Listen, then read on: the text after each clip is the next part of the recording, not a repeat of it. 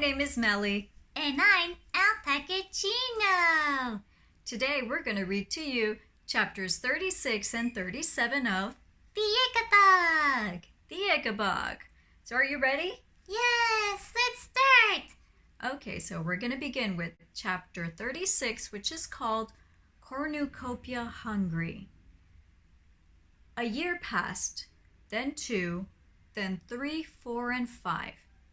The tiny kingdom of Cornucopia, which had once been the envy of its neighbors for its magically rich soil, for the skill of its cheesemakers, winemakers, and pastry chefs, and for the happiness of its people, had changed almost beyond recognition.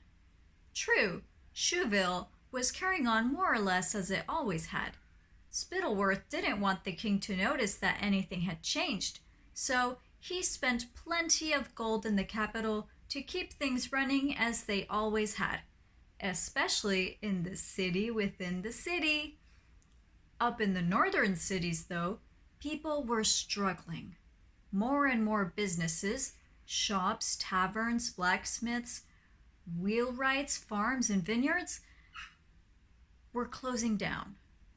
The Ickabog tax was pushing people into poverty, and as if that wasn't bad enough, everyone feared being the next to receive a visit from the Ickabog, or whatever it was that broke down doors and left monster-like tracks around houses and farms. People who voiced doubts about whether the Ickabog was really behind these attacks were usually the next to receive a visit from the Darkfooters. That was the name Spittleworth and Roach had given to the squads of men who murdered unbelievers in the night, leaving footprints around their victims' houses. Occasionally, though, the Ickabog doubters lived in the middle of a city, where it was difficult to fake an attack without the neighbors seeing. In this case, Spittleworth would hold a trial, and by threatening their families, as he had with Goodfellow and his friends, he made the accused agree that they'd committed treason. Increasing numbers of trials meant Spittleworth had to oversee the building of more jails.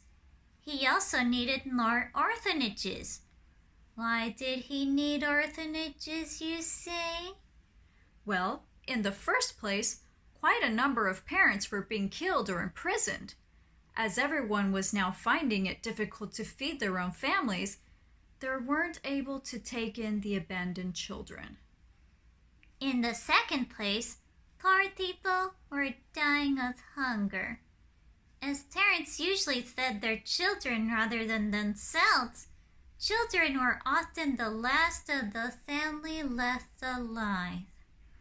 And in the third place, some heartbroken homeless families were giving up their children to orphanages because it was the only way they could make sure their children would have food and shelter. I wonder whether you remember the palace maid, Hetty, who so bravely warned Lady Islanda and Captain Goodfellow and his friends were about to be executed? Well, Hetty used Lady Islanda's gold to take a coach home to her father's vineyard, just outside Jeroboam. A year later, she married a man called Hopkins and gave birth to twins, A boy and a girl. However, the effort of paying the Ickabog tax was too much for the Hopkins family. They lost their little grocery store, and Hetty's parents couldn't help them, because shortly after losing their vineyard, they'd starved to death. Homeless now, their children crying with hunger, Hetty and her husband walked in desperation to Ma Grunter's orphanage. The twins were torn, sobbing from their mother's arm. The door slammed, the bolts banged home, and poor Petty Hopkins and her husband walked away, crying no less hard than their children, and praying that Ma Grunter would keep them alive. And now to Chapter 37. Chapter 37 is called Daisy and the Moon. Ma Grunter's orphanage had changed a great deal since Daisy Dovetail had been taken there in a sack.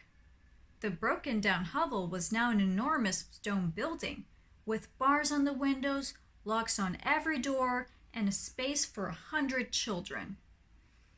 Daisy was still there, grown much taller and thinner, but still wearing the coveralls in which she'd been kidnapped. She'd sewn lengths on the arms and legs so they still fit, and patched them carefully when they tore. They were the last thing she had of her home and her father, so she kept wearing them, instead of making herself dresses out of the sacks the cabbages came in, as Martha and the other big girls did. Daisy had held on to the idea that her father was still alive through several long years after her kidnap.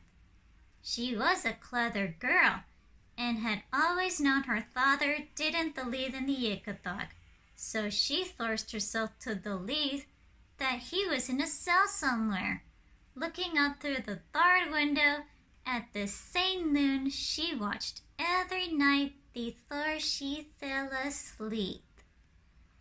Then one night, in her 6th year at Mom's Grunters, after tucking the Hopkins twins in for the night and promising them they'd see their mummy and daddy soon, Daisy lay down beside Martha and looked up at the pale gold disk in the sky as usual, and realized she no longer believed her father was alive. That hope that left her heart like a bird fleeing a ransacked nest, and though tears leaked out of her eyes, she told herself that her father was in a better place now, up there in the glorious heavens with her mother. She tried to find comfort in the idea that, being no longer earthbound, her parents could live anywhere, including her own heart, and that she must keep their memories alive inside her, like a flame. Still, it was hard to have parents who lived inside you when all you really wanted was for them to come back and hug you. Aww. Unlike many of the orphanage children, Daisy retained a clear memory of her parents. The memory of their love sustained her, and every day she helped look after the little ones in the orphanage and made sure that they had the hugs and kisses she was missing herself. Yet it wasn't only the thought of her mother and father that enabled Daisy to carry on. She had a strange feeling that she was meant to do something important, something that would change not only her own life, but the fortunes of Cornucopia. She'd never told anyone about this strange feeling, not even her best friend Martha, yet it was a source of strength. Her chance, Daisy felt sure, would come. And that's the end of chapter 37 of the Ickabog. We hope you enjoyed this video, and we hope you stay home and stay safe. Bye. Bye.